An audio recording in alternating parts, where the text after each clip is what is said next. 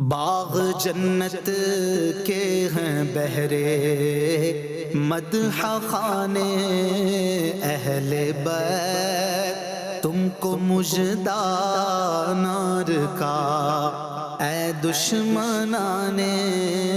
اہل بیت۔ الحمدللہ رب العالمین والصلاة والسلام علی خاتم النبیین، اما بعد فاعوذ باللہ من الشیطان الرجیم، بسم اللہ الرحمن الرحیم، الصلاة والسلام علیکہ یا رسول اللہ وعلی آلک واصحابک یا حبیب اللہ، الصلاة والسلام علیکہ یا نبی اللہ وعلی آلک واصحابک یا نور اللہ۔ مدنی چینل کے ناظرین، پروگرام عظمت اہل بیت رضی اللہ تعالی عنہم اجمعین وہ لے کر آپ کی خدمت میں حاضر ہیں۔ اللہ رب العالمین ہم سب کو نبی پاک صلی اللہ تعالیٰ علیہ وآلہ وسلم اور آپ علیہ الصلاۃ والسلام کی تمام اہل بیت اطہار، آپ کی ازواج مطہرات، آپ کے تمام خاندان والے، اللہ رب العالمین سب پر اپنی خاص کروڑوں رحمتیں عطا فرمائے اور ہم سب کو ان کا ذکر خیر کثرت سے کرنے کی توفیق عطا فرمائے۔ ابتداً درود پاک کی فضیلت ہمارے پیارے نبی صلی اللہ علیہ وآلہ وسلم کا فرمان عظمت عالی شان ہے، ان اول الناس بی یوم القیامہ اکثرہم علیہ صلاۃ، قیامت کے دن میرے سب سے زیادہ قریب ترین وہ ہوگا جو مجھ پر کثرت سے درود پڑھتا ہوگا۔ صلو علی الحبیب صلی اللہ تعالی علی محمد صلی اللہ علیہ وآلہ وسلم۔ ناظرین کرام، بطور خاص یہ جو ایام ہیں، جیسے ہی محرم الحرام شریف کا مہینہ شروع ہوتا ہے یا عاشورہ سے قریب کے جو ایام ہوتے ہیں، بطور خاص ہر خاص و عام ذکر اہل بیت، نبی کریم علیہ الصلاۃ والسلام کے خاص اس گھرانے کا ذکر کرتے ہیں، ان سے اپنی محبتوں اور عقیدتوں کا اظہار کرتے ہیں، ایصال ثواب کے لیے ان کی بارگاہ میں نذرانے پیش کرنے کے لیے نظر و نیاز کا بھی اہتمام کرتے ہیں۔ تو آج کے ہمارے اسی پروگرام میں انشاءاللہ اہل بیت اطہار رضی اللہ تعالیٰ عنہم اجمعین، ان کے مقام، ان کے مرتبے، ان کی عظمتوں کے حوالے سے گفتگو کریں گے۔ ہمارے ساتھ بہت ہی پیارے مفتیان کرام مفتی محمد حسان عطاری صاحب تشریف فرمائیں، آپ کو حضرت خوش آمدید کہتے ہیں، اور انہی کے ساتھ مفتی محمد جمیل رضا عطاری ہیں، آپ کو بھی خوش آمدید کہتے ہیں۔ آپ ہمارے ساتھ رہیے ناظرین کرام، انشاءاللہ گفتگو ہوگی اور اہل بیت اطہار رضی اللہ تعالیٰ عنہم اجمعین ان کے حوالے سے گفتگو کریں گے، اور بڑی ایک بیسک جو معلومات ہر آدمی کو ہونی چاہیے، اور یہ ایک محبت کا تقاضا بھی ہے۔ ظاہر آدمی جن سے محبت کرتا ہے تو ان کے حوالے سے ہمیں جاننا بھی چاہیے، ان کی سیرت کے حوالے سے، ان کے کردار انداز کے حوالے سے، اور ان کا مقام اور مرتبہ کیا ہے ان کے حوالے سے بھی ہمیں ضرور یہ علم رکھنا چاہیے۔ تو میں سب سے پہلا اور بنیادی ایک سوال مفتی حسان صاحب سے میں کروں گا، حضرت یہ بتائیے کہ ہم قرآن مجید فرقان حمید کو پڑھتے ہیں یا رسول مکرم صلی اللہ علیہ وسلم کی احادیث طیبہ کو پڑھتے ہیں، تو کئی مقامات ایسے ہیں کہ جہاں اہل البیت کا تذکرہ آتا ہے یا نبی پاک علیہ السلام کی حدیثیں ہوتی ہیں تو وہاں عطرتی کے الفاظ آ جاتے ہیں۔ حضور اسلام نے اپنی عطرت کا ذکر فرمایا ہے۔ کون اہل بیت ہیں؟ قرآن اور حدیث میں جو اہل بیت ذکر فرمایا ہے، ان کے مصداق کیا ہیں اور کون کون اس میں شامل ہے، کیا فرماتے ہیں؟ بسم اللہ الرحمن الرحیم۔ بیت عربی زبان میں گھر کو بولتے ہیں، ٹھیک، اور اہل کا مطلب جو افراد ہوتے ہیں اس کو بولتے ہیں، تو اس کا مطلب ہوتا ہے گھر کے افراد۔ تو نبی پاک صلی اللہ تعالیٰ علیہ وآلہ وسلم کی ذات گرامی ہو یا دیگر انبیاء کرام علیہم السلام ہوں یا اور افراد ہوں، جب یہ کہا جاتا ہے کہ گھر والے، تو اس سے مراد ظاہر ہے کہ اس میں جو گھر کے اندر بیوی، بچے، یہ حضرات ہوتے ہیں، یہ اس کے گھر والے کہلاتے ہیں کہ یہ گھر کے افراد ہیں۔ تو اس کا جو لفظی معنی ہے اسی کو ہم پیش نظر رکھیں تو یہ بات واضح ہو جاتی ہے کہ اہل بیت سے مراد نبی پاک صلی اللہ تعالیٰ علیہ وآلہ وسلم کی ازواج مطہرات، نبی پاک صلی اللہ تعالیٰ علیہ وآلہ وسلم کی پاک اولادیں، یہ اس میں شامل ہیں۔ یہ بنیادی معنی بنتا ہے اہل بیت کا، نبی پاک صلی اللہ تعالیٰ علیہ وآلہ وسلم کے گھر والوں کا۔ بعض علماء نے اس میں وسعت اختیار کی اور انہوں نے یہ ارشاد فرمایا کہ اہل بیت سے مراد یہ تمام کے تمام بنو ہاشم ہیں، جن کے اوپر زکوٰۃ نہیں لگ سکتی، جن کو زکوٰۃ دینا جائز نہیں ہے، وہ پاکیزہ ہستیاں۔ تو ان کے لیے اہل بیت کا اطلاق یہ کیا جائے گا۔ تو یہ بھی ایک قول ہے، لیکن معروف قول یہی ہے، مشہور قول یہی ہے کہ اس سے مراد نبی پاک صلی اللہ تعالیٰ علیہ وآلہ وسلم کی ازواج مطہرات اور نبی پاک صلی اللہ علیہ وسلم کی پاک اولاد ہیں۔ قرآن مجید فرقان حمید میں سورۃ الاحزاب میں اللہ جل شانہ نے 21ویں پارے کے آخر میں اور 22ویں پارے کی ابتدا میں نبی پاک صلی اللہ تعالیٰ علیہ وآلہ وسلم کی ازواج مطہرات کا تذکرہ کیا ہے، یا نساء النبی سے یہ گفتگو چل رہی ہے، اور اسی دوران اللہ پاک نے یہ ارشاد فرمایا کہ انما یرید اللہ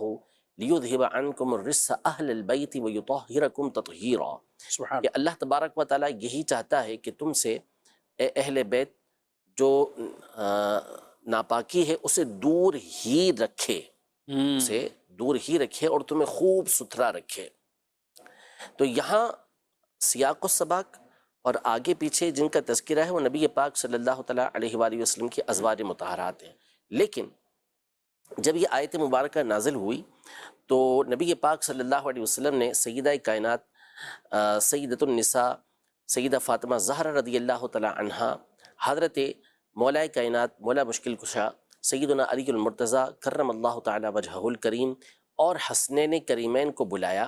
اور ان حضرات کو چادر کے اندر لیا اور فرمایا کہ اللہم ہؤلاء اہل بیتی، کہ اے اللہ یہ میرے اہل بیت ہیں۔ تو جو سیاق و سباق چلتا ہوا آ رہا ہے وہ ازواج مطہرات کے لیے چلتا ہوا آ رہا ہے، وہ تو اس کے اندر ہیں شامل،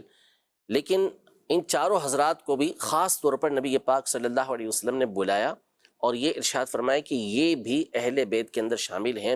بالخصوص چونکہ سیدنا علی المرتضیٰ کرم اللہ تعالیٰ وجہہ الکریم یہ چونکہ داماد تھے بنیادی اعتبار سے، جب بھی اہل بیت کا اطلاق کیا جاتا ہے تو عمومی طور پہ جو ذہن جائے گا وہ جائے گا اولاد کی طرف یا اہلیہ کی طرف جائے گا، بیویوں کی طرف جائے گا، لیکن نبی پاک صلی اللہ تعالیٰ علیہ وآلہ وسلم نے مولا کائنات رضی اللہ تعالیٰ عنہ کے اعزاز کے لیے، ان کی شان و عظمت کو بیان فرمانے کے لیے ان کو بھی اس چادر کے اندر شامل فرمایا اور فرمایا کہ یہ بھی میرے اہل بیت کے اندر شامل ہیں۔ تو یوں حضرت سیدنا علی المرتضیٰ کرم اللہ تعالیٰ وجہہ الکریم پر بھی نبی پاک صلی اللہ علیہ وسلم نے اہل بیت کا اطلاق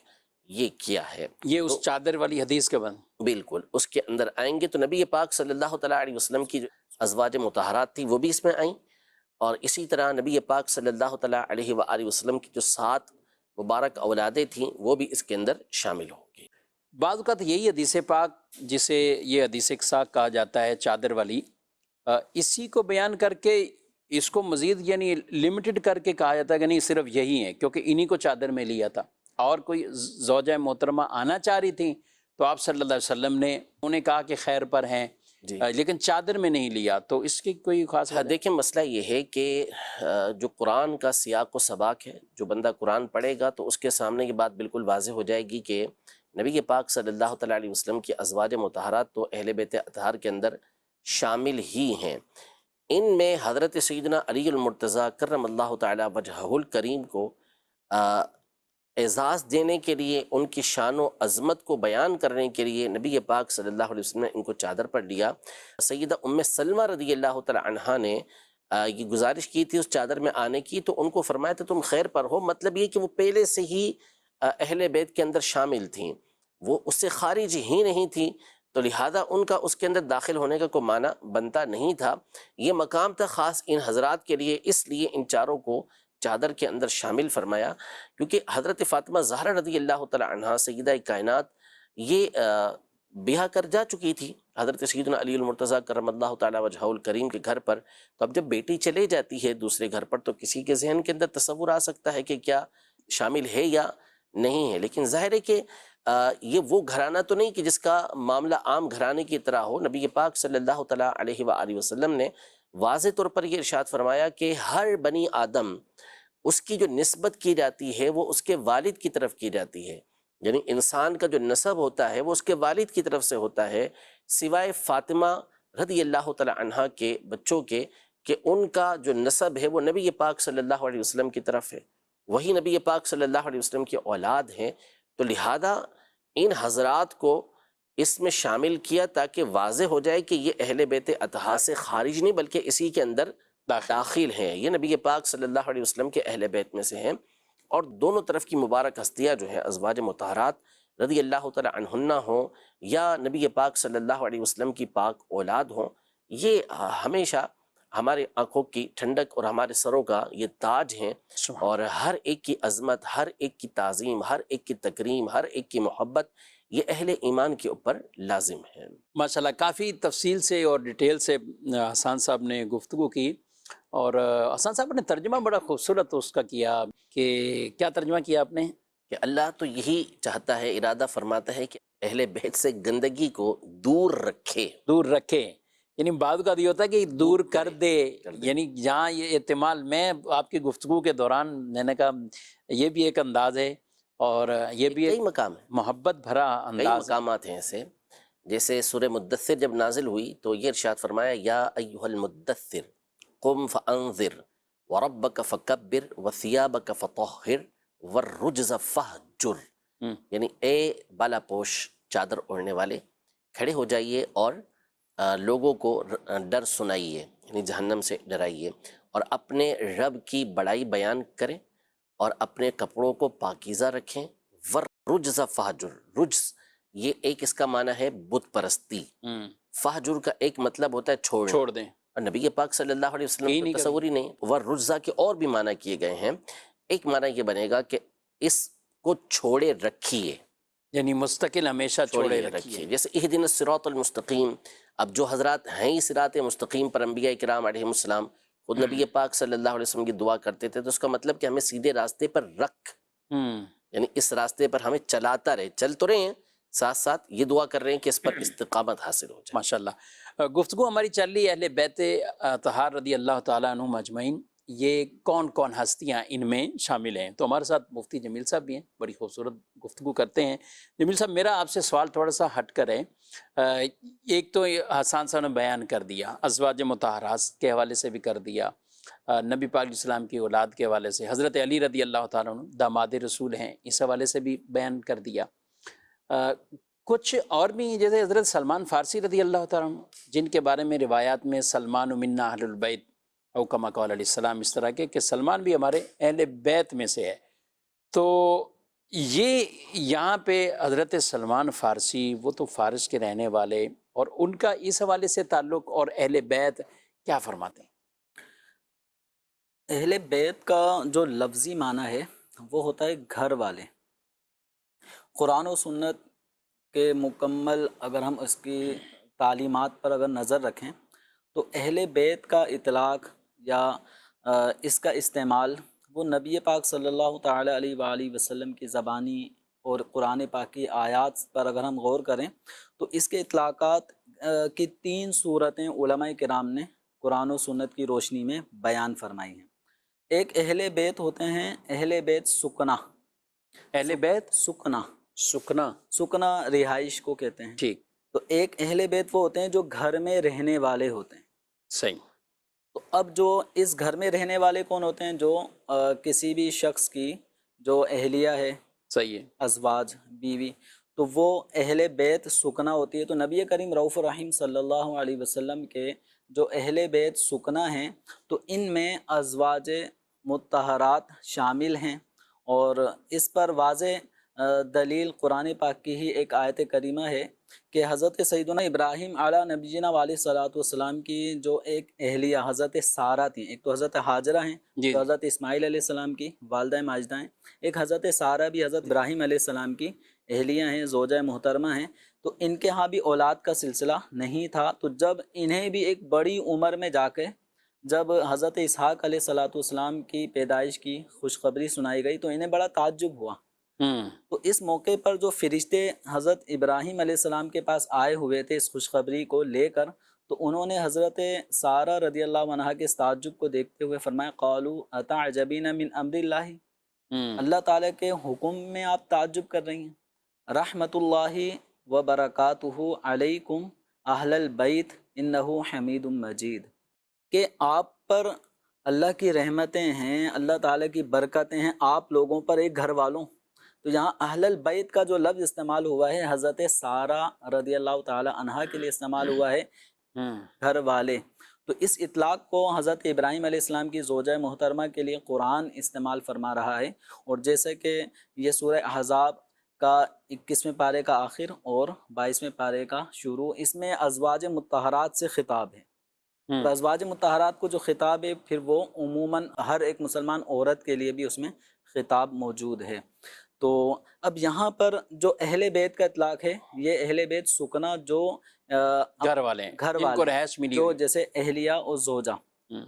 دوسرا اہل بیت کا اطلاق ہوتا ہے اہل بیت نسبی،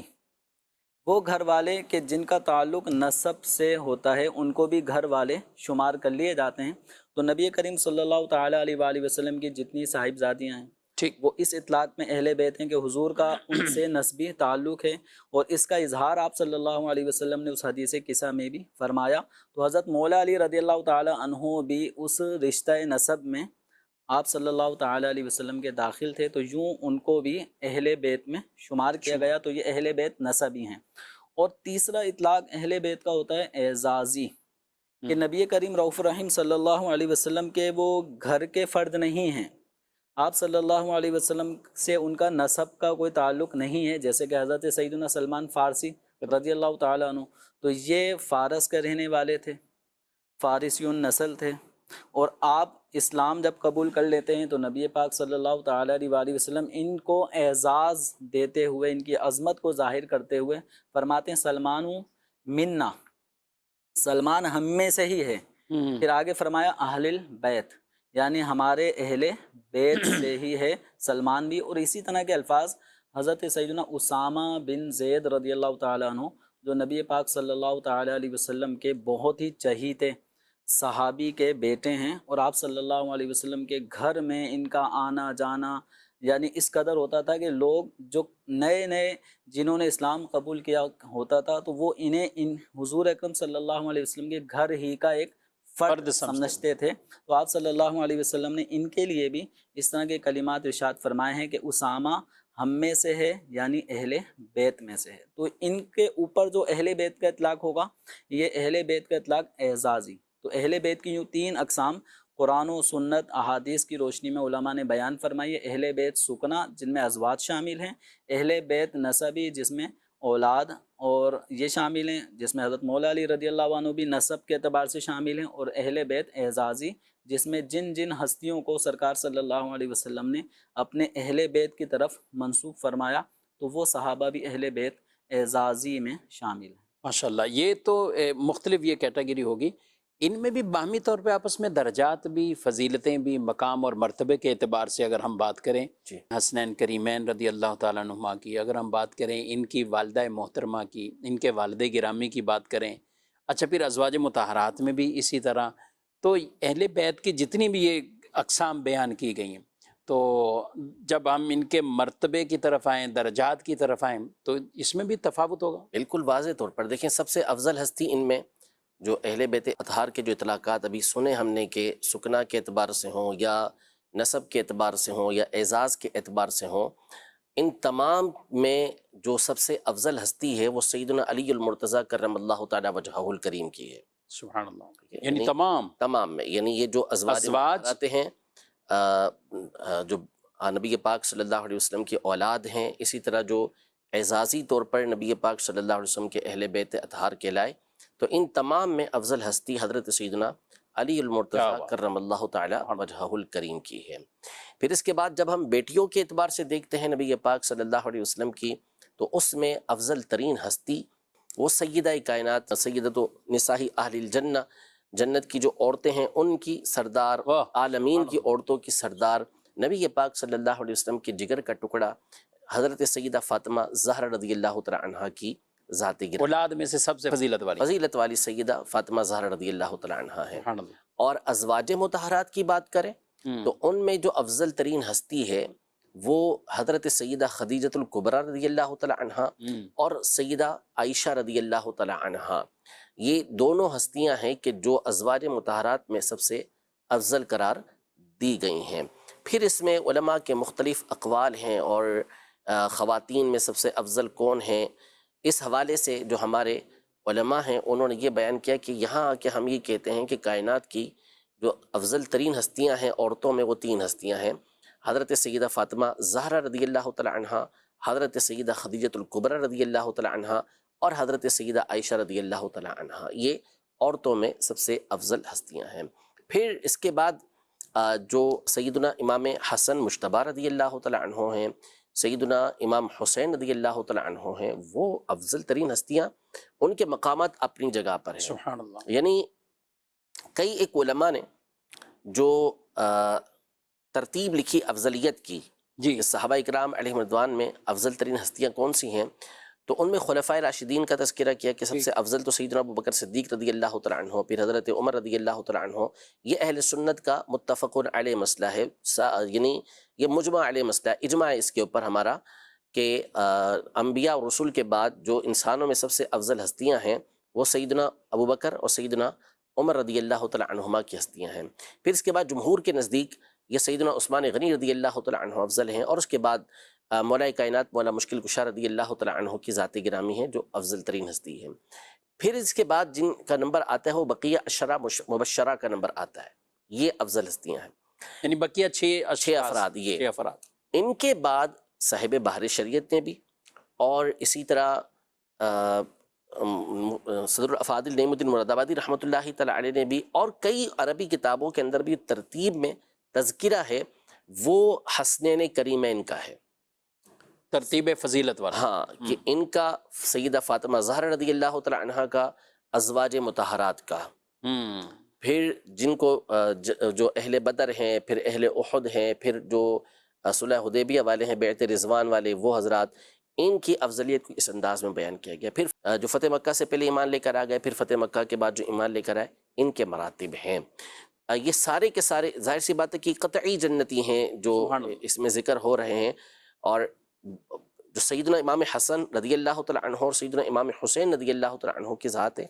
ان کے فضائل ہی جدا گانا ہیں، یعنی ان کی فضیلتیں ایسی ایسی ہیں کہ بندہ جھوم جاتا ہے۔ جیسے چاروں صحابہ اکرام علیہ مردوان ہیں، ان کی تنہا ہم فضیلت پڑھتے نا تو لگتا ہے کہ یہی ہیں، یہی ہیں بس، لیکن افضلیت کا معاملہ جدا گانا ہوتا ہے۔ لیکن سیدنا امام حسن اور سیدنا امام حسین رضی اللہ تعالیٰ عنہما، جب ان کے آپ فضائل پڑھتے ہیں تو دل جھوم جاتا ہے کہ کیا ان کے فضائل نبی پاک صلی اللہ علیہ وسلم نے بیان فرمائے۔ یہ بیان فرمانا کہ یہ دونوں جنت کے میرے پھول ہیں دنیا کے اندر، ان میں ان کو سونگنا، اور سونگنا اس لیے کہ اس میں سے جنت کی خوشبو آیا کرتی تھی، اور پھر اس کے بعد ان کے لیے سجدوں کو طویل کر دینا، خطبہ چھوڑ کے نبی پاک صلی اللہ علیہ وسلم کا پیچھے آ جانا، ان کو سینے پر کھلانا، حضرت فاطمہ زہرا رضی اللہ تعالیٰ عنہا سے کہنا ہے کہ ان کو نہ رلایا کرو۔ حضرت امام حسین کے بارے میں فرمایا کہ ان کا رونا مجھے تکلیف کے اندر ڈالتا ہے۔ تو اس طرح کی فضائل سے کتابیں بھری ہوئی ہیں، تو اس لیے ان کی فضیلتیں باقاعدہ ایک جدا گانا انداز میں احادیث طیبہ میں آئی ہیں، قرآن پاک میں بھی آیات کے اندر ان کی طرف اشارے موجود ہیں، ان کی فضیلتیں موجود ہیں۔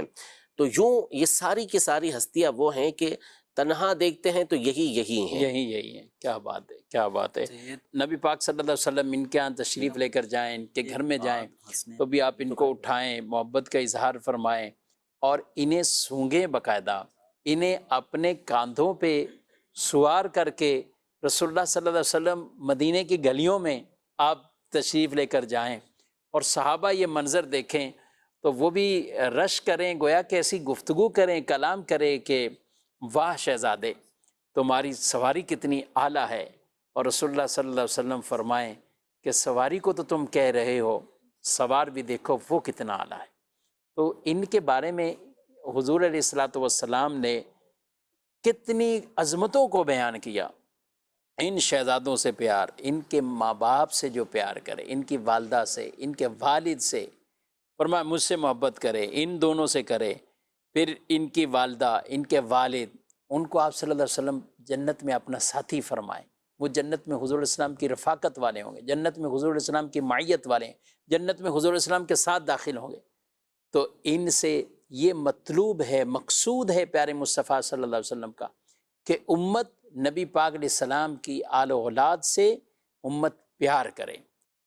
حسان صاحب، اس پہ میں یہ چاہوں گا کہ اہل بیت کا تذکرہ ہو رہا ہے، اور مختلف انداز سے ہم نے وہ ان کا تعارف سمجھنے سیکھنے کی کوشش کی۔ نبی پاک علیہ السلام کی اولادیں، آپ صلی اللہ علیہ وسلم کی کتنی اولادیں تھیں؟ اور حضور صلی اللہ علیہ وسلم کے بیٹے ہوں یا بیٹیاں، پھر ان سے آگے جو یہ خاندان چلا، اس کے حوالے سے کچھ آپ؟ مولا علی قاری رحمۃ اللہ تعالی علیہ نے اس حوالے سے ایک رسالہ مستقلاً پورا لکھا ہے، اور اس میں علماء کے مختلف اقوال لکھے ہیں۔ اسی طرح حافظ عبد الغنی بن عبد الواحد المقدسی رحمۃ اللہ تعالی علیہ، انہوں نے مختصر سیرت النبی صلی اللہ علیہ وسلم میں بھی اس حوالے سے تفصیل سے گفتگو کی ہے۔ بعض علماء نے بہت ساری اولاد کا تذکرہ کیا ہے، لیکن جو صحیح تر قول ہے، درست قول ہے، وہ یہ ہے کہ نبی پاک صلی اللہ علیہ وسلم کی 4 بیٹیاں تھیں اور 3 بیٹے تھے۔ 4 بیٹیاں، اور 3 بیٹے تھے، اور 3 بیٹے یعنی حضرت سیدنا قاسم رضی اللہ تعالیٰ عنہ، جو سب سے پہلے ان کی ولادت ہوئی تھی، اور یہ بھی بچپن میں ہی، چھوٹی عمر میں ہی انتقال فرما گئے تھے۔ یہ مکہ مکرمہ پیدا مکہ مکرمہ کے اندر پیدا ہوئے، وہیں ان کا وصال ہوا۔ اور دوسرے حضرت سیدنا عبداللہ، ان کو طیب و طاہر بھی کہتے تھے۔ ٹھیک۔ بعض نے یہ کیا کہ حضرت عبداللہ کو الگ بنایا اور طیب و طاہر ان کو الگ لیا، لیکن حقیقت یہ ہے کہ یہ سیدنا انہی کے عبداللہ نام۔ رضی اللہ تعالیٰ عنہ تھے، انہی کو طیب و طاہر کہا جاتا تھا۔ ان کا بھی مکہ مکرمہ کے اندر ہی وصال ہو گیا تھا۔ یہ اچھا، حضرت یہ وہیں دونوں کے دونوں حضرت سیدہ خدیجۃ الکبریٰ رضی اللہ تعالیٰ عنہ کی ہی اولاد تھے۔ ٹھیک۔ اور حضرت سیدہ خدیجہ رضی اللہ تعالیٰ عنہ ظاہر ہے کہ مکہ مکرمہ میں ہی ان کا وصال ہوا تھا، پردہ انہوں نے وہیں فرمایا تھا، ہجرت سے پہلے ہی ان کا وصال ہو گیا تھا، نبوت کے 10ویں سال ان کا وصال ہو گیا تھا۔ اب یہ تو ہو گئے 2 بیٹے وہاں، اور تیسرے بیٹے حضرت سیدنا ابراہیم رضی اللہ تعالیٰ عنہ، یہ حضرت سیدہ ماریہ قبطیہ رضی اللہ تعالیٰ عنہ کی اولاد تھے۔ نبی پاک صلی اللہ علیہ وسلم کے لیے مقوقس جو تھے مصر کے بادشاہ، انہوں نے یہ بھیجی تھی حضرت ماریہ قبطیہ رضی اللہ تعالیٰ عنہ، اور ان کی بہن کو بھیجا تھا۔ تو نبی پاک صلی اللہ علیہ وسلم نے ان کو اپنے پاس قبول فرمایا تھا، اور انہی سے حضرت سیدنا ابراہیم رضی اللہ تعالیٰ عنہ کی ولادت ہوئی تھی۔ یہ آپ صلی اللہ علیہ وسلم کی یعنی ویسے تو جس کو اس زمانے کے اندر کنیز کہا جاتا تھا، لیکن پھر ان کو علماء نے باقاعدہ ازواج مطہرات کے اندر شامل مانا ہے، باقاعدہ اس پر کلام ہے علماء کا، تفسیر ہے اس کے اندر کہ ان کو اس کے اندر شامل کیا گیا ہے۔ تو ان سے حضرت سیدنا ابراہیم رضی اللہ تعالیٰ عنہ کی ولادت ہوئی۔ یہ مدینہ منورہ، تو یہ بھی تقریباً 18 مہینے کی عمر تھی اس میں، نبی پاک صلی اللہ علیہ وسلم کے سامنے ہی ان کا وصال ہوا۔ اور مشہور حدیث پاک ہے کہ جب ان کا وصال ہوا تو نبی پاک صلی اللہ علیہ وسلم کی مبارک آنکھوں میں آنسو تھے۔ تو صحابہ کرام علیہ رضوان میں سے بعض نے عرض کیا رسول اللہ آپ بھی رو رہے ہیں، یعنی حضور صلی اللہ علیہ وسلم چونکہ منع فرماتے تھے، لیکن وہ اس زمانے کا جو طریقہ کار تھا اس سے منع فرماتے تھے، تو چیخ کے رویا جاتا تھا اور واویلا کیا جاتا تھا، بے صبری والا انداز تھا، تو اس سے جو پہلے اسلام سے پہلے کا طریقہ کار تھا اس سے نبی پاک صلی اللہ علیہ وسلم منع فرما دیا تھا۔ تو روتے ہوئے دیکھا تو عرض کی کہ یا رسول اللہ آپ بھی روتے ہیں؟ تو حضور صلی اللہ علیہ وسلم نے فرمایا کہ ہمارا دل غمگین ہے، آنکھوں سے آنسو بہتے ہیں، لیکن ہم کہتے وہی ہیں جس سے ہمارا رب راضی ہو۔ اور یہی آپ اپنے بیٹے کو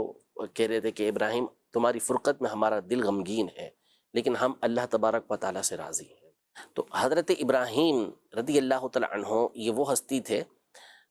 کہ نبی پاک صلی اللہ تعالیٰ علیہ وآلہ وسلم کی دوسری اہلیہ سے ہوئے، یعنی حضرت سیدہ ماریہ قبطیہ رضی اللہ تعالیٰ عنہ سے ہوئے۔ باقی ان سے پہلے جتنی بھی اولادیں ہیں وہ سیدہ خدیجہ رضی اللہ تعالیٰ عنہ سے ہوئی ہیں۔ یہ تو 3 بیٹے تھے، اور تینوں کے تینوں یہ سامنے ہی نبی پاک صلی اللہ علیہ وسلم کے وصال فرما گئے۔ ان کی عمر مبارک جو مکہ مکرمہ میں وہ سارے تقریباً چھوٹی عمر کے اندر، یعنی بعضوں نے حضرت قاسم رضی اللہ تعالیٰ عنہ کے لیے لکھا، خود مولا علی قاری رحمۃ اللہ تعالیٰ علیہ نے اپنے اس رسالے کے اندر ذکر کیا کہ ان کی عمر بڑی ہو گئی تھی اور وہ گھوڑے پہ بیٹھنے کے قابل ہو گئے تھے، یا اس طرح کے کلمات ذکر کیے، لیکن صحیح یہ ہے کہ ان کی بھی چھوٹی ہی عمر تھی، اس میں وصال فرما گئے تھے، کوئی بلوغت کی عمر یا اس عمر کو نہیں پہنچے تھے، یہ حضرات نہیں پہنچے تھے۔ اچھا، شہزادوں کا آپ نے کہا، تو بیٹیوں کے والے سے؟ جی، یہ 3 شہزادے ہو گئے، اور بیٹیوں میں سب سے بڑی حضرت سیدتنا زینب رضی اللہ تعالیٰ عنہا تھیں۔ نبی پاک صلی اللہ تعالیٰ علیہ وآلہ وسلم ان سے بڑی محبت فرماتے تھے، اور 2 اولاد تھیں ان کی، ایک حضرت علی نام تھا ان کا رضی اللہ تعالیٰ عنہ، یہ چھوٹے تھے اور نبی پاک صلی اللہ علیہ وسلم ان سے بڑی محبت فرماتے تھے۔ جس وقت مکہ مکرمہ میں نبی پاک صلی اللہ علیہ وسلم داخل ہو رہے تھے تو اونٹنی پر جو آگے نبی پاک صلی اللہ علیہ وسلم کے ساتھ بیٹھے ہوئے تھے وہ یہی حضرت زینب رضی اللہ تعالیٰ عنہ کے بیٹے تھے۔ یہ ایک بیٹے تھے، ان کا بھی بچپن میں ہی انتقال ہو گیا تھا، اور دوسری ان کی بیٹی تھی حضرت سیدتنا امامہ رضی اللہ تعالیٰ عنہا، اور نبی پاک صلی اللہ علیہ وسلم ان سے بھی بڑی محبت کیا کرتے تھے۔ ایک مرتبہ ایک ہار آیا، زرقانی کے اندر یہ روایت ہے کہ ایک بڑا خوبصورت ہار نبی پاک صلی اللہ علیہ وسلم کی بارگاہ میں پیش کیا گیا، تو حضور پاک صلی اللہ علیہ وسلم نے فرمایا کہ میں اس کو دوں گا کہ جو مجھے اپنے اہل بیت میں سب سے زیادہ پیاری ہیں۔ اللہ تو اب سب کا ذہن یہ ہے کہ یہ حضرت عائشہ رضی اللہ تعالیٰ عنہا کو ملے گا، لیکن یہ قریب میں کھیل رہی تھیں تو نبی پاک صلی اللہ علیہ وسلم نے ان کو بلایا اور ان کو یہ ہار دے دیا، حضرت امامہ رضی اللہ تعالیٰ عنہا۔ اور بخاری شریف کی مشہور حدیث پاک ہے کہ نبی پاک صلی اللہ تعالیٰ علیہ وآلہ وسلم ایک مرتبہ ان کو باہر لے کر آئے اور یہ ان کو کندھوں پہ سوار کیا ہوا تھا نبی پاک صلی اللہ علیہ وسلم نے، اور یہ آپ کی خصوصیات میں سے ہے نماز کے حوالے سے کہ آپ نے نماز پڑھائی اور یہ کندھے پر نبی پاک صلی اللہ علیہ وسلم کو اٹھایا ہوا تھا۔ جب نبی پاک صلی اللہ تعالیٰ علیہ وسلم سجدے میں جاتے تو ان کو ایک طرف رکھ دیتے، پھر اٹھتے تو دوبارہ ان کو کندھوں پہ لے کر کرتے تھے، تو بڑی محبت فرماتے تھے نبی پاک صلی اللہ تعالیٰ علیہ وسلم ان سے۔ اور حضرت سیدہ فاطمہ زہرا رضی اللہ تعالیٰ عنہا کے وصال کے بعد حضرت علی رضی اللہ تعالیٰ عنہ نے بی بی فاطمہ رضی اللہ تعالیٰ عنہا کی وصیت پر انہی سے نکاح کیا تھا، سیدہ امامہ رضی اللہ تعالیٰ عنہا سے۔ اور دوسرے نمبر پر حضرت سیدتنا رقیہ رضی اللہ تعالیٰ عنہا تھی، نبی پاک صلی اللہ علیہ وسلم کی شہزادی، اور ان کا نکاح حضرت سیدنا عثمان غنی رضی اللہ تعالیٰ عنہ سے ہوا تھا۔ پہلی یہی شہزادی تھیں جن سے حضرت عثمان غنی رضی اللہ تعالیٰ عنہ کا نکاح ہوا، اور ان کے یہاں بھی ایک بیٹے کی ولادت ہوئی تھی جس کا نام عبداللہ تھا رضی اللہ تعالیٰ عنہ۔ تو حبشہ میں جو ہجرت ہوئی تھی وہاں پر یہ لوگ گئے تھے، تو ان کو ایک پرندے نے چونچ ماری تھی جس کے صدمے کی وجہ سے پھر ان کا انتقال ہو گیا تھا حضرت عبداللہ رضی اللہ تعالیٰ عنہ کا، تو یہ بھی بچپن کے اندر ہی وصال فرما گئے تھے۔ یہ دوسری بیٹی تھی نبی پاک صلی اللہ علیہ وسلم، ان سے مزید آگے اولاد نہیں چلی، یہ بھی پھر انتقال فرما گئی تھی بدر کے موقع پر۔ نبی پاک صلی اللہ علیہ وسلم جب بدر میں گئے ہوئے تھے تو یہ پیچھے بیمار تھیں اور وہاں ان کا وصال ہو گیا تھا مدینہ منورہ میں۔ تیسرے نمبر پر دو قول ہیں، ایک قول کے مطابق تیسرے نمبر پر حضرت سیدتنا ام کلثوم رضی اللہ تعالیٰ عنہا ہیں، نبی پاک صلی اللہ علیہ وسلم کی بیٹی، اور ایک قول یہ ہے کہ حضرت سیدہ فاطمہ زہرا رضی اللہ تعالیٰ عنہا یہ سیدہ ام کلثوم رضی اللہ تعالیٰ عنہا سے بڑی ہے۔ مشہور و معروف جو ہمارے یہاں پر قول ہے وہ یہی ہے کہ سیدہ کائنات سیدہ فاطمہ زہرا رضی اللہ تعالیٰ عنہا یہ چوتھے نمبر پر آپ علیہ الصلوۃ والسلام کی بیٹی ہیں۔ تو یہ حضرت سیدتنا ام کلثوم رضی اللہ تعالیٰ عنہا جو ہے یہ بھی حضرت عثمان غنی کے نکاح میں آئیں، ان کے یہاں کوئی اولاد نہیں تھی۔ اب یہاں پر جو توجہ طلب بات ہے وہ یہ ہے کہ تینوں شہزادے اور تینوں شہزادیاں یہ نبی پاک صلی اللہ تعالیٰ علیہ وآلہ وسلم کے سامنے ہی انتقال فرما گئیں، زندگی میں ہی نبی پاک صلی اللہ علیہ وسلم کی تشریف لے گئیں۔ اور سیدہ فاطمہ زہرا رضی اللہ تعالیٰ عنہا کی ذات گرامی وہ تھی کہ جو نبی پاک صلی اللہ تعالیٰ علیہ وآلہ وسلم کے وصال ظاہری کے وقت آپ حیات تھیں، اور آپ ہی کی اولاد ہے کہ جس سے نبی پاک صلی اللہ تعالیٰ علیہ وآلہ وسلم کی اولاد یہ آگے بڑھی۔ حسنین کریمین رضی اللہ تعالیٰ عنہما اور حضرت سیدنا محسن رضی اللہ تعالیٰ عنہ جو چھوٹے تھے وہ بچپن میں ہی انتقال کر گئے تھے، تو دو شہزادے سیدنا امام حسن اور سیدنا امام حسین رضی اللہ تعالیٰ عنہما، اور اسی طرح آپ کی بیٹیوں کے حوالے سے بعض سیرت نگار ہیں انہوں نے 3 تعداد لکھی ہے اور بعض نے 2 لکھا ہے۔ ایک بیٹی حضرت سیدہ زینب رضی اللہ تعالیٰ عنہ جو مشہور و معروف ہیں کربلا میں، جو امام حسین رضی اللہ تعالیٰ عنہ کے ساتھ تھیں وہ، اور دوسری حضرت سیدتنا ام کلثوم رضی اللہ تعالیٰ عنہ یہ شہزادی تھیں، اور بعض نے کہا کہ آپ کی تیسری شہزادی حضرت سیدہ رقیہ رضی اللہ تعالیٰ عنہا بھی تھیں۔ تو یہ حضرت فاطمہ زہرا رضی اللہ تعالیٰ عنہا کی اولاد تھیں۔ ان میں سے حضرت زینب رضی اللہ تعالیٰ عنہا کی اولاد کا سلسلہ بھی چلا، لیکن ظاہر ہے کہ جو نسب چلتا ہے وہ والد کی طرف سے چلتا ہے۔ یہ صرف اور صرف حضرت سیدہ فاطمہ زہرا رضی اللہ تعالیٰ عنہا کو شرف حاصل ہوا کہ ان کا نسب، ان کی اولاد کا جو نسب ہے وہ نبی پاک صلی اللہ علیہ وسلم کی طرف منسوب ہوا، اور آپ کے بیٹوں میں صرف چونکہ حضرت امام حسن اور امام حسین رضی اللہ تعالیٰ عنہما تھے تو ان کی اولاد پھر یہ نبی پاک صلی اللہ تعالیٰ علیہ وسلم کی اولاد کہلائی۔ حضرت زینب رضی اللہ تعالیٰ عنہا کا نکاح جو ہوا تو ظاہر ہے کہ ان کی جو اولاد ہوئی وہ پھر اپنے والد ہی کی طرف منسوب ہوئی۔ سبحان اللہ، بہت ہی خوبصورت انداز میں، اور پورے ایک خاندان مصطفیٰ صلی اللہ علیہ وسلم، یعنی آپ کی جو اولادیں ہیں اور پھر ان سے جو آگے اولادیں ہوئیں تو ان کا بڑی ڈیٹیل اور تفصیل کے ساتھ ہے ناظرین اکرام، آپ نے یہ ذکر سنا اور یہ ہمیں یاد بھی ہونی چاہیے۔ آج کل ہم دیکھتے ہیں تو بڑی بڑی ٹیموں کے پورے کھلاڑیوں کے نام لوگ یاد رکھتے ہیں۔ اچھا، کچھ اور آگے بڑھے ہوئے ہیں تو کوئی فنکاروں کے، گلوکاروں کے نام یاد رکھتے ہیں، کچھ اور ایسے ہوتے ہیں تو مختلف جو سٹار بنے ہوئے ہوتے ہیں ان کے نام یاد رکھتے ہیں۔ نہیں یاد مسلمانوں کو تو اپنے نبی صلی اللہ علیہ وسلم کی اولاد اور نبی صلی اللہ علیہ وسلم کے ازواج، نبی صلی اللہ علیہ وسلم کے شہزادے اور شہزادیاں، جن کا ذکر خیر بطور خاص ہمیں کرتے رہنا چاہیے اور ہمیں یاد بھی ہونا چاہیے۔ تو یہی مقصد یہی ہے کہ یہ ہمیں ان کے بارے میں تعارف بھی ہو، ان کے بارے میں معلومات بھی ہو۔ جمیل صاحب، بڑی گفتگو تفصیل سے ہوئی ہے۔ میں چاہوں گا آج کے دور میں بھی جتنے بھی سادات اکرام جو تشریف فرمائے، اور سادات میں برکت ہی برکت ہے، ہر جگہ دنیا کے کونے کونے میں ہمیں سادات یہ نظر آتے ہیں اور ان کے تعارف سننے کو ملتے ہیں۔ تو یہ نبی پاک صلی اللہ علیہ وسلم کی اولاد میں سے، اور ان کا جو نسب کا یہ تعلق حضور علیہ الصلوۃ والسلام سے، وہ کس اعتبار سے؟ کیونکہ ہم نے سنا کہ آپ کے جو شہزادے تھے وہ تو بچپن میں ہی وصال کر گئے تھے، تو پھر آپ کا یہ نسب کا سلسلہ یہ آگے کیسے؟ عمومی طور پہ تو یہی ضابطہ ہے جو شریعت مطہرہ نے ہمیں دیا ہے کہ نسب کا تعلق باپ سے ہوتا ہے، یعنی اگر کسی کے والد کا جو نسب ہوگا تو اس کی اولاد کا بھی وہی نسب ہوگا۔ ماں دوسرے خاندان کی ہے تو بچے جو ہوتے ہیں وہ اپنے ننیال کی طرف نسبی اعتبار سے منسوب نہیں ہوتے، وہ اپنے ددیالی رشتے ہی منسوب ہوتے ہیں۔ تو یہی ایک طریقہ کار چلا آ رہا ہے۔ البتہ نبی پاک صلی اللہ علیہ وسلم کو اللہ تبارک و تعالیٰ نے یہ خصوصیت عطا فرمائی ہے، اور یہ خصوصیت صرف حضور اکرم صلی اللہ علیہ وسلم ہی کے لیے ہے کہ آپ کی جو اولاد کا سلسلہ آگے چلا ہے تو وہ حضرت فاطمہ الزہرا رضی اللہ تعالی عنہا، ایک یہی سرکار دو عالم صلی اللہ علیہ وسلم کی لخت جگر، یہ حضور صلی اللہ علیہ وسلم کے آخری جو ایام ہیں وصال، اس وقت یہ حیات تھی۔ بقیہ جو اولاد ہیں ان کا وصال ہو چکا تھا۔ تو نبی پاک صلی اللہ تعالی علیہ وسلم کی صاحبزادی حضرت خاتون جنت رضی اللہ عنہا کے جو دو صاحبزادے ہیں، حضرت امام حسن اور حضرت امام حسین رضی اللہ تعالی عنہما، ان دونوں کو سرکار دو عالم صلی اللہ علیہ وسلم نے اپنا بیٹا قرار دیا۔ حسن اور حسین ابنایا، یہ دونوں میرے بیٹے ہیں۔ تو نبی کریم صلی اللہ علیہ وسلم نے ان کو اپنی طرف جو منسوب فرمایا، اس فرمان عالی شان میں نبی کریم صلی اللہ علیہ وسلم کی اس خصوصیت کا اظہار ہے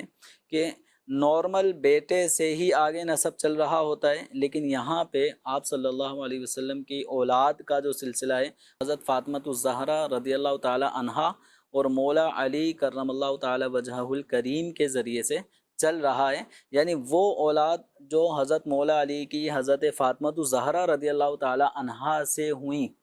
ان میں جو دو صاحبزادے امام حسن اور حسین رضی اللہ عنہما، حضور نے ان کو اپنا بیٹا قرار دیا،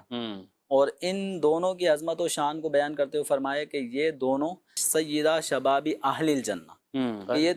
جنتی جوانوں کے سردار، یہ جنت کے نوجوانوں کے سردار ہیں۔ تو اب ان ہستیوں سے جو آگے اولاد کا سلسلہ چلا ہے، تو یہ سب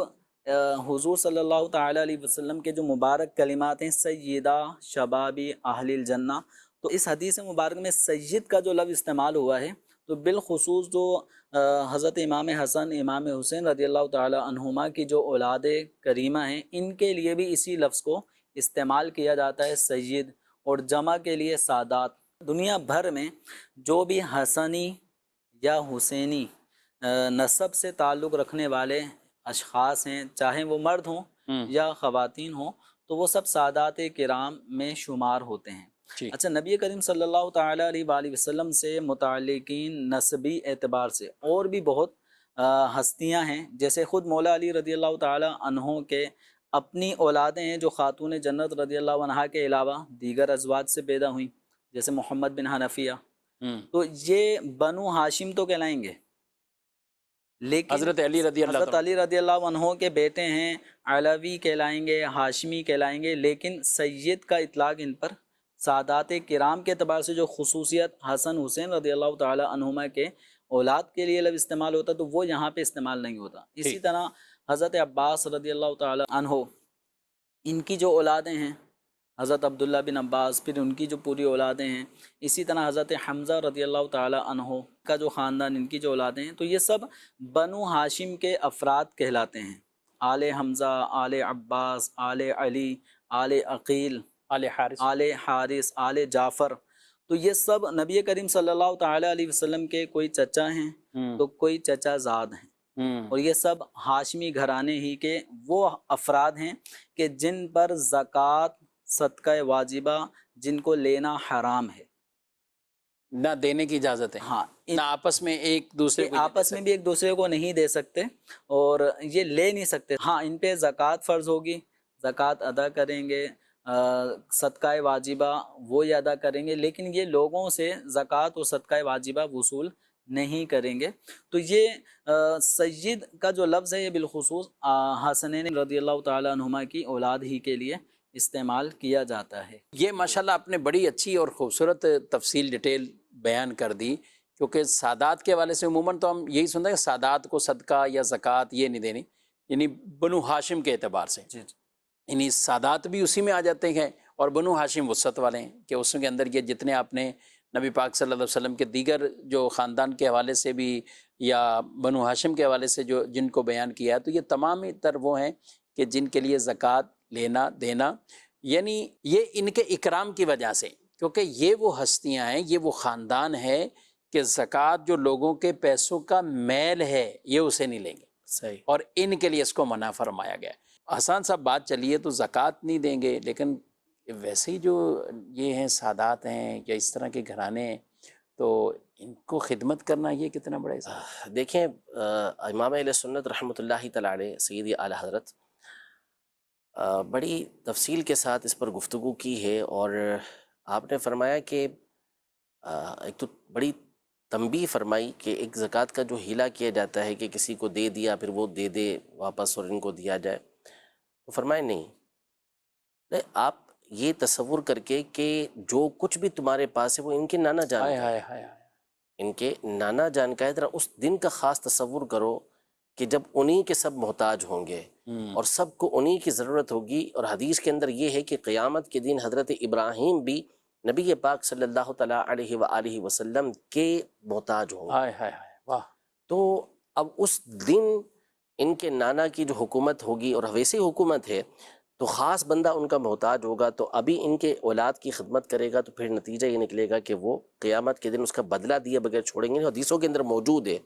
کہ جو نبی پاک صلی اللہ علیہ وسلم کے اہل بیت کے ساتھ بھلائی کرتا ہے تو نبی پاک صلی اللہ علیہ وسلم خود بدلہ دیں اس کا بدلہ عطا فرمائے گا، اللہ پاک بھی بدلہ عطا فرمائے گا۔ بعض علماء نے ایک بڑی خوبصورت گفتگو کی، الفاظ کا استعمال اور چناؤ دیکھیں، وہ یہ کہتے ہیں کہ سادات کو یہ نہ کہیں کہ ہم نے ان کو دیا، ہم نے ان کو دیا، بلکہ الفاظ استعمال کریں کہ ہم نے ان تک پہنچا دیا۔ یعنی دیا اس کو جاتا ہے کہ جس کی چیز نہ ہو، آپ نے جو ان کو دیا ہے وہ آپ کا تھوڑی ہے، وہ انہی کے نانا کا صدقہ ہے جو آپ کو ملا ہے، وہ گویا کہ ایک امانت ہے کہ جو آپ ان تک پہنچا رہے ہیں، حقیقتاً وہ انہی کے لیے تھا، انہی کا تھا، اللہ نے یہ سعادت آپ کو بخش دی کہ آپ ان تک وہ پہنچا رہے ہیں، ان تک پہنچا دے۔ کیا بات ہے، بہت خوبصورت انداز۔ اور ہم دیکھتے ہیں امیر اہل سنت دعوت برکاتہ عالیہ کی گفتگو میں بھی آپ یہی فرماتے ہیں، اور ابھی پچھلے دنوں بھی کچھ بجلی اور الیکٹرانک سامان کے حوالے سے بھی کچھ گفتگو ہوئی، تو اس پر بھی اب یہ فرمائیں کہ اگر جیسے سادات بھی اس طرح ضرورت مند ہیں تو وہاں تک بھی آپ ان کو پیش کریں، اور یہ کہیں کہ انہوں نے قبول کر لیا، انہوں نے قبول کر لیا، اس طرح کے الفاظ یہ نہ کہیں کہ میں نے اس کی مدد کر دی، میں نے اس کی مدد کیا ہے، انہوں نے لے لیا، انہوں نے ہماری مدد کر دی۔ یہ نہیں، سیدنا عمر بن عبدالعزیز رضی اللہ تعالیٰ عنہ اور ہمارے دیگر جو اسلاف تھے وہ سادات کرام کی خدمت کرتے، اور اس کے بعد وہ کہا کرتے تھے کہ قیامت کے دن ہماری سفارش ضرور کیجیے گا، شفاعت کیجیے گا، کیونکہ اہل بیت کے ہر فرد کو اللہ تبارک و تعالیٰ قیامت کے دن شفاعت میں سے حصہ عطا فرمائے گا۔ سبحان اللہ۔ تو یہ ان کا انداز تھا ہمارے اسلاف کا۔ یعنی سیدنا عمر بن عبدالعزیز رضی اللہ تعالیٰ عنہ کے پاس تو ایسا بھی ہوا کہ ایک سید زادے اولاد میں سے وہ تشریف لے کر آئے، آپ نے ان کی مدد کی، ان کی فرمانے پر جو بھی خدمت تھی وہ خدمت کی، اس کے بعد فرمایا کہ آئندہ آپ آئیے گا مت، آئندہ آئیے گا، منع کر دیا، نہیں نہ فرما دیا، فرمایا کہ جب آپ آتے ہیں تو میری شرمندگی ہوتی ہے، آپ کو جو ضرورت ہے آپ ارشاد فرما دیا کریں، آپ کی خدمت ہم ہی پہنچا دیں گے۔ اللہ اللہ یہ ہمارے اسلاف کی تعلیمات ہے۔ سیدنا ابو بکر صدیق رضی اللہ تعالیٰ عنہ، حضرت سیدنا عمر رضی اللہ تعالیٰ عنہ جب حضرت عباس رضی اللہ تعالیٰ عنہ کو آتے ہوئے دیکھتے اور یہ دونوں حضرات سواری پر ہوتے تو نیچے اتر آتے تھے، ہائے ہائے اور جب تک حضرت عباس رضی اللہ تعالیٰ عنہ آنکھوں سے اوجھل نہیں ہوتے تھے سواری پر سوار نہیں ہوتے تھے۔ ہائے ہائے۔ یہ ہمارے اسلاف کی تعلیمات ہیں۔ سبحان اللہ سبحان اللہ۔ ناظرین کرام، ہمارے پروگرام کا وقت بھی اپنے اختتام کو پہنچا ہے، اور تعارف کے حوالے سے ہم نے کافی گفتگو کی ہے۔ اللہ پاک ہم سب کو نبی رحمت صلی اللہ علیہ وسلم کی تمام اہل بیت اطہار رضی اللہ تعالیٰ عنہم اجمعین کا ذکر خیر محبتوں کے ساتھ، عقیدتوں کے ساتھ کرنے کی توفیق بھی دے۔ ان دنوں میں بطور خاص آپ امام حسین رضی اللہ تعالیٰ عنہ اور دیگر جتنے بھی شہیدان کربلا ہیں، اسیران کربلا ہیں، آپ کے جو رفقا تھے، آپ کے خاندان والے تھے، آپ کے جو خادمین تھے، اور آپ کے دیگر جو اہل محبت تھے، ان تمام کو اصال ثواب بھی کیجیے، اور اپنے نظر و نیاز کی عقیدتوں کا اظہار کرتے ہوئے امام پاک امام حسین رضی اللہ تعالیٰ عنہ کی بارگاہ میں وہ نظر و نیاز کیجیے۔ انشاءاللہ اس کی برکتیں آپ پائیں گے۔ اللہ پاک ہم سب کو عمل کی توفیق دے۔ مدنی چینل دیکھتے رہیے۔ آمین بجاہ النبی الامین صلی اللہ علیہ وسلم۔ باغ جنت کے ہیں بہرے، مدح خانے اہل بیت، تم کو مژدہ نار کا اے دشمنان اہل بیت۔